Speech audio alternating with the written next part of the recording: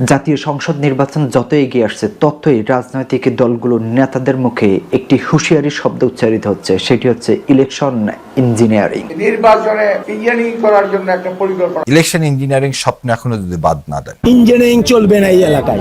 কেবল রাজনৈতিক দলের নেতারাই নয়, বরং প্রধান নির্বাচন কমিশনার এম নাসির উদ্দিনও গত বছর মার্চে এক আলোচনা সভায় রাজনৈতিক দলগুলোকে ইলেকশন ইঞ্জিনিয়ারিং এর উদ্যোগ না নেওয়ার আহ্বান জানিয়েছেন। এখন প্রশ্ন হচ্ছে, ইলেকশন ইঞ্জিনিয়ারিং কি?